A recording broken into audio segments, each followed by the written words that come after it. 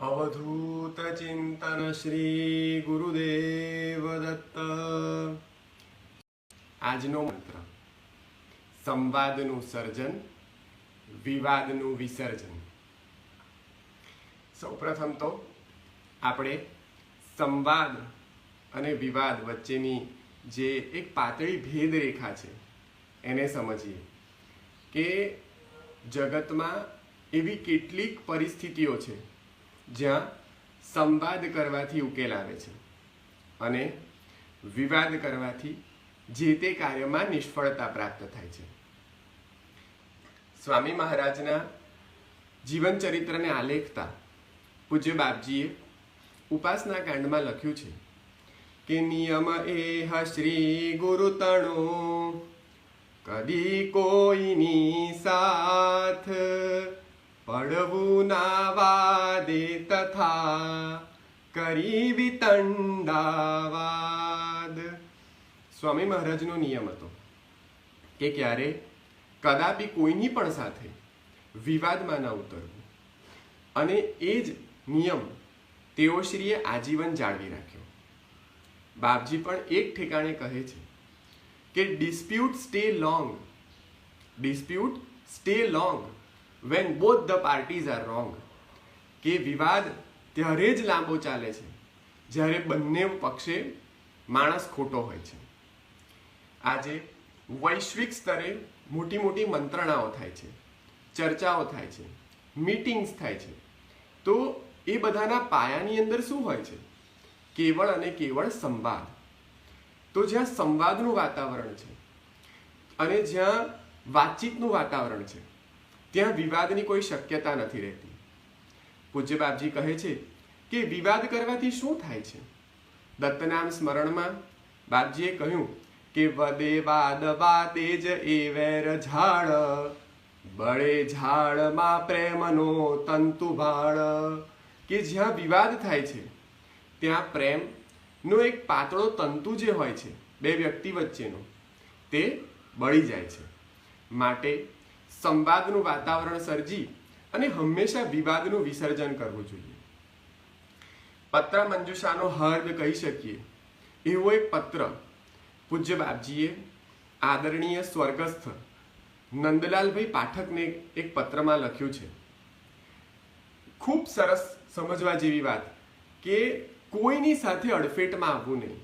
વિવાદ ટાળવા માટેનો સૌથી મોટો મંત્ર કોઈની સાથે અડફેટમાં આવવું નહીં। ફાવે ત્યાં જવું, ન ફાવે ત્યાંથી સર્વથા દૂર રહેવું, હંસ વૃત્તિ રાખવી, પોતાનો ચોપડો ચોખ્ખો રાખવો, બીજાના જમા ઉધારીની પંચાયતીમાં નહીં પડવું। આ બધી વાતો વિવાદ ટાળવા માટેની છે અને સંવાદનું સર્જન કરવા માટેની છે।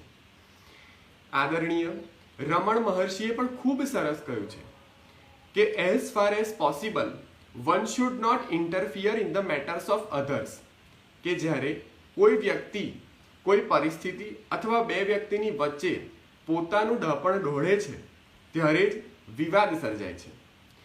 માટે કોઈ પણ પરિસ્થિતિ, કોઈ બે વ્યક્તિ અને જેને કહી શકાય કે કોઈ પણ વાતચીતના દોરની અંદર વચ્ચે ન પડતા કેવળ અને કેવળ ધ્યાન સંવાદ પ્રત્યે કેન્દ્રિત રાખવું જોઈએ। જ્યાં સંવાદ છે, જ્યાં વાતચીત છે ત્યાં વિવાદનું હંમેશા વિસર્જન થાય છે। પૂજ્ય બાપજી મોટા ભાગે વિવાદાસ્પદ કોઈ પણ એવી ટીકા ટિપ્પણીઓ હોય સંસાર પ્રત્યેની કે સમાજ પ્રત્યેની તો એમાં હંમેશા પોતાનો એક ન્યુટ્રલ અભિગમ રાખતા હતા।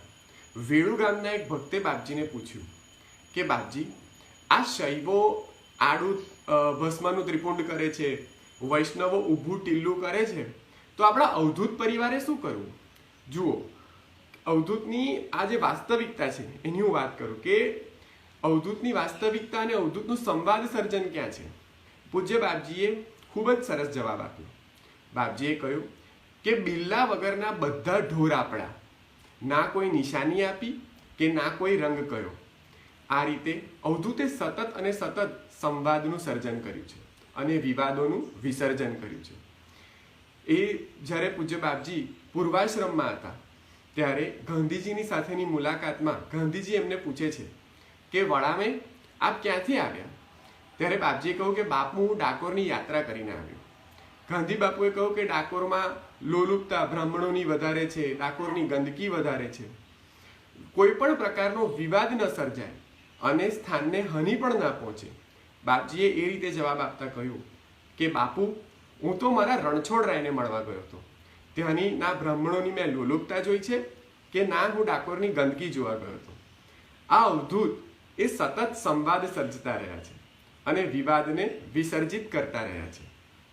અવધૂતી આનંદમાં બાપજી એક પદમાં લખે છે, और निकम्मा झगड़ा सारा खाली वक्त गवाना, द्वैता द्वैत परे हो प्यारे, रंग संग भूल जाना, भजले राम दिन रहना, प्यारे भजले राम दिन रहना.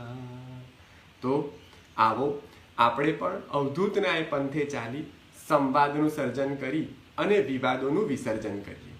શ્રી ગુરુદેવ દત્ત.